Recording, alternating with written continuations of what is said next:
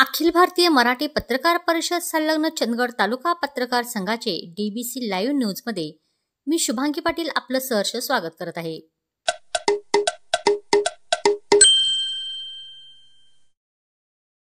Morley गावात शेतकऱ्यावर जंगली हत्तीकडून हल्ला करून लक्ष्मण गवस यांचा घेतला बळी। वन विभाग यांच्या विरोधात ग्रामस्थ आक्रमक, हत्ती पकड मोहीम राबवली असती तर ही घटना घडली नसती। आणखी किती बळी घेणार, नागरिकांचा वन अधिकाऱ्यांना सवाल। जंगली हत्ती यांचा वाढता उपद्रव लक्षात घेऊन हत्ती पकड मोहीम राबवा अशी मागणी करून देखील वन अधिकारी टोलवाटोलवी करत आहेत।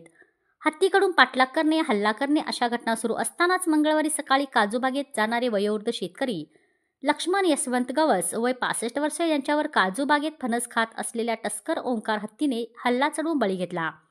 त्यामुळे वन अधिकारी यांच्या कारभाराविरोधात संताप व्यक्त केला आहे। आणखी किती जणांचा बळी घेणार असा सवाल करत तातडीने हत्ती पकड मोहीम राबवा अशी मागणी केली आहे। मोर्ले गावात जंगली हत्तीने हल्ला चढवून एका शेतकऱ्याचा बळी घेतला हे समजतात मोर्ले गावातील ग्रामस्थ, वन अधिकारी, कर्मचारी, पोलीस, राजकीय लोकप्रतिनिधी मोर्ले गावात दाखल झाले। जंगली हत्ती पकड मोहीम राबवा अशी मागणी करून देखील वन अधिकारी गांभीर्याने घेत नाहीत। केवळ उपाययोजना, अभ्यास दौरा नावाखाली जनतेची पैशाची लूट थांबवा, हत्ती बंदोबस्त करा, आणखी किती लोकांचा बळी जाण्याची वाट बघत आहात असा संतप्त सवाल ग्रामस्थांनी अधिकाऱ्यांना केला। गेल्या काही दिवसापासून मोर्ले गावात ओंकार टस्कर हत्ती मोर्ले गावात फिरत आहे। दिवसाढवळ्या रात्री सकाळी काजूबागेत फणस, काजू, बोंडू खाण्यासाठी हत्ती येतो तेव्हा वन कर्मचारी तैनात करा अशी मागणी करून देखील वन अधिकारी व कर्मचारी दुर्लक्ष करतात। लक्ष्मण यशवंत गवस सकाळी नेहमीप्रमाणे काजूबागेत फेरफटका मारण्यासाठी जात होते। यावेळी पायवाटेच्या वरच्या बाजूला टस्कर हत्ती फणस खात होता।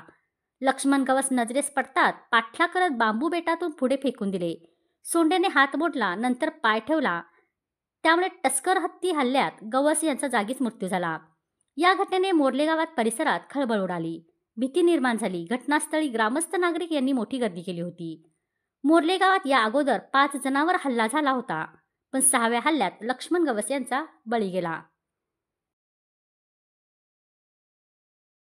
धन्यवाद। मी Shubhangi Patil, DBC live news करिता पाहत रहा DBC लाईव्ह न्यूज।